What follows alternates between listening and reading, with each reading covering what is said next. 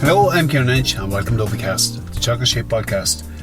Each episode will bring latest insights, advice and technical updates for the sheep industry.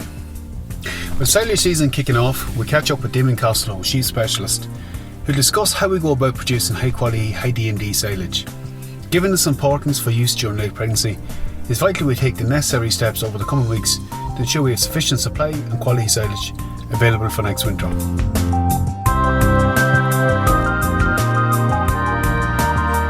Damian, thanks very much for coming back and joining us on this episode of Obicast.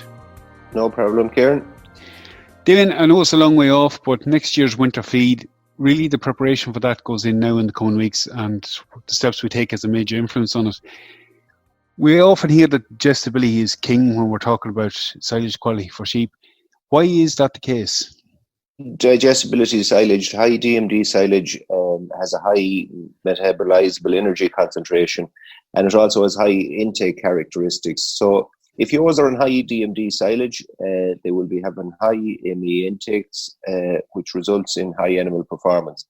And in studies that were conducted in Athenry, feeding DMD silage to house Joes had very much a positive impact on the old body condition at lambing and also the lamb birth weight. So again, I suppose the other main advantage is the potential to reduce the concentrates fed in late pregnancy. And further studies carried out in Athenry showed that there was great potential for savings in concentrate feeding when you had access to high DMD silage. And I suppose in the year we're in, the potential to make cost savings will be critical. Yeah, definitely is something we need to consider. The one thing about sheep is, look, the winter period is shorter and the overall silage requirement by comparison maybe the cattle systems is less. Just maybe for a ballpark figure, how much of that high quality silage do we need to produce, and particularly maybe just for late pregnancy? Yeah, if you take the late pregnancy period, we'll say particularly the last 6 weeks, in terms of silage, the standard silage bales, you're looking at 30 bales per 100 ewes. So as you say, it's a relatively small amount of feed stuff we need. So it's important that we focus on really high quality material for that, particularly for that last period. So if we talk about high quality and high DMD, what steps can farmers take to produce that high quality silage? Like, what will influence it? Influencer really is the harvest date or the stage of growth that the crop is at. So the aim should be to be harvesting really leafy material and to be cutting it before the grass heads out. It's important, I suppose, as well to bear in mind that when you're inspecting your crop that you look at the base of the sward also, because where that begins to decay, dry matter will start to deteriorate very quickly. So cutting date, I suppose, is one of the key points. The other points would include having the dead bush removed, having the paddock grazed out properly before closing.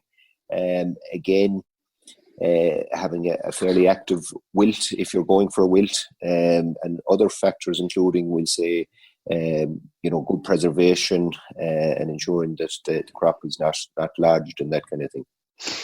That delay, and look, at something particularly in periods of broken weather, there is an inclination here to delay maybe for a week or 2 weeks to get a good opportunity, but the digestibility does decline rapidly every week you delay.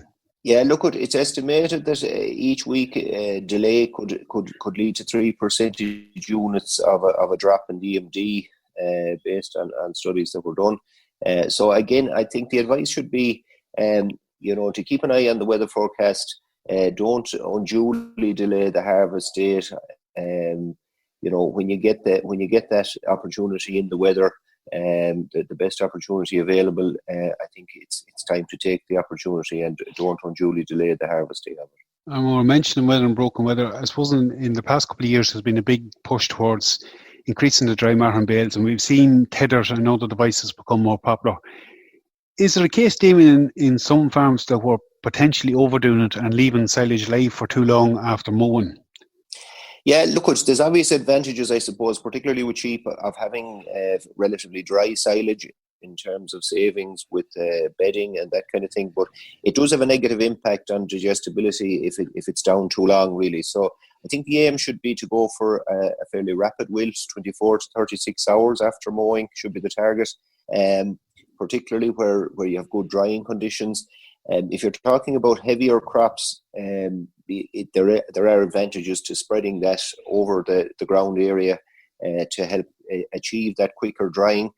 In terms of silage that's going into a clamp, I suppose, Kieran, we'd be aiming for 25% dry matter at ensiling, and maybe a little bit higher dry matter, maybe 30% dry matter for bales. That should be the target.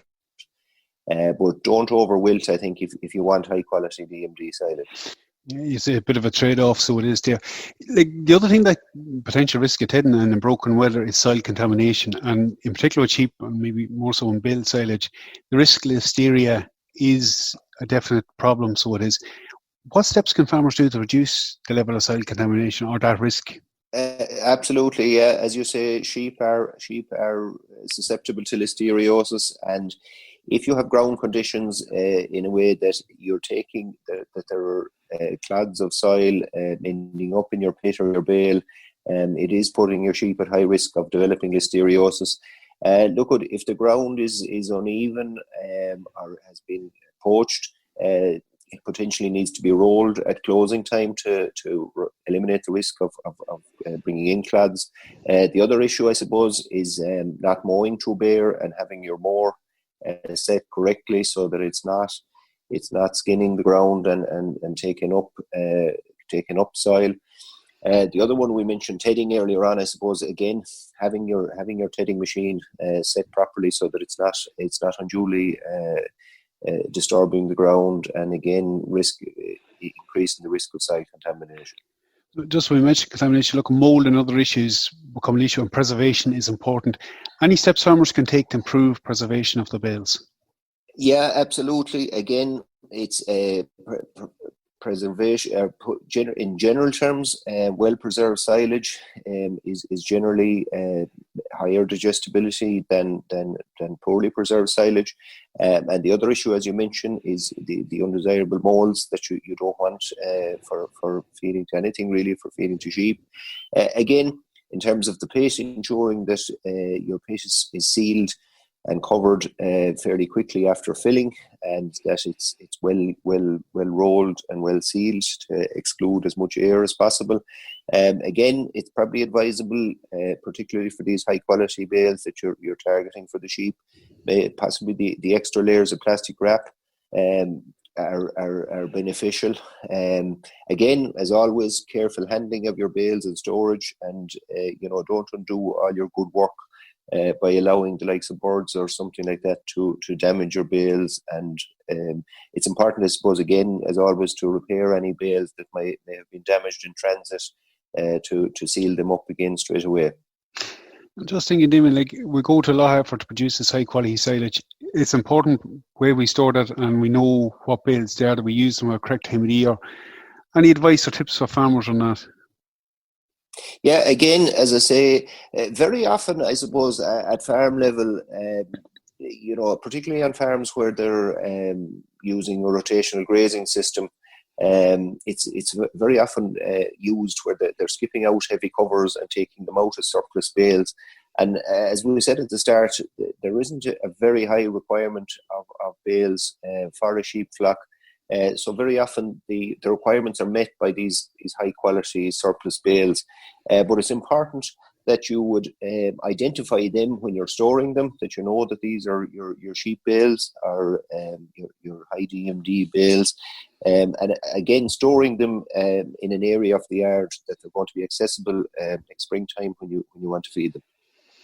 Yep, so certainly don't waste them, make good use of them. Damian, I think you covered a lot on that, and there's certainly plenty to focus on farm level for the coming weeks. And like as you mentioned at the tail end there, the surplus bales is one thing with the high growth rates at the moment we should take advantage of. Thank you very much for taking time out to join us. No problem, Kieran, anytime. Okay, we're going to wrap things up at this point. Again, plenty of good steps to consider for the coming weeks if we're going to produce high quality silage, and the emphasis should be on producing quality, both in terms of improving performance and is a cost-saving measure for the coming season. I will include a link in the description to a short technical article covering this in a bit more detail and a short video clip on removing surplus bales. For any updates from the sheep programme, keep an eye on our Twitter page at Teagasc Sheep. I'm Kieran Lynch. Thanks for joining us in this episode of Obicast. Don't forget to subscribe and tune in to future episodes.